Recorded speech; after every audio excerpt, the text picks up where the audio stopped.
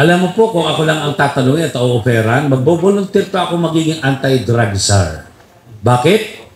Siguro yung 40 years ko in public service is more than enough para magamit ko sa pagiging kung kukunin tayo. Di ba? Volunteer tayo. Kasi ang una kong ipagmamalaki, of course, yung experience at naging resulta na ginawa natin nung ako ay provincial director ng Lalawigan ng Bataan. Ang Lalawigan ng Bataan po ay ang kauna-unahang first drug-cleared province sa buong Pilipinas. Wow. Parang 3 months pagkaupo po ng Pangulong Duterte at ni Senator Bato de la Rosa as Chief PNP ay maalala ko yun ang unang-unang out-of-town engagement ni Chief PNP Bato at that time para tignan yung mga nasimulan namin, nating lahat. Actually, hindi po kami yun sa PNP lang. Hindi rin kasama, hindi lang yung local government executives lang. Kundi yung pinagsama-samang puwersa, koordinasyon, kooperasyon ng ating mga kababayan, ng mga iba't ibang agencies ng ating gobyerno at yung ating multi-sectoral support and volunteerism.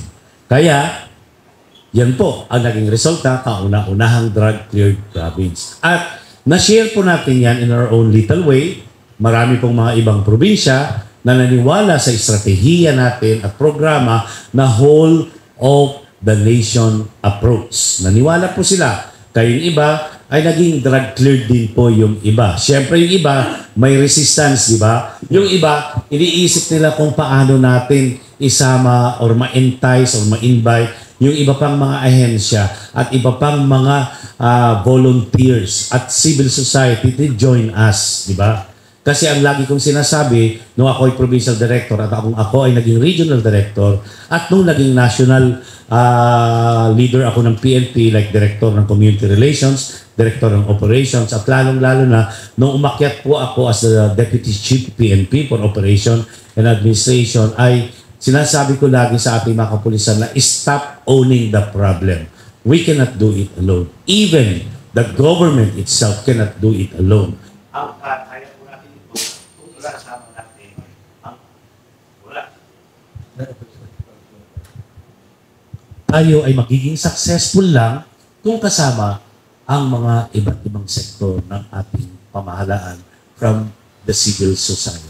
Yun po yung ating tinatawag na tried and tested magic formula. Kung kaya ng ibang probinsya, kagaya ng unang-unang drug-cleared province sa Bataan, there is no reason na hindi natin may stop or ma-reduce to its lowest ang problema ng droga. Ayun, mamaya may ano tayo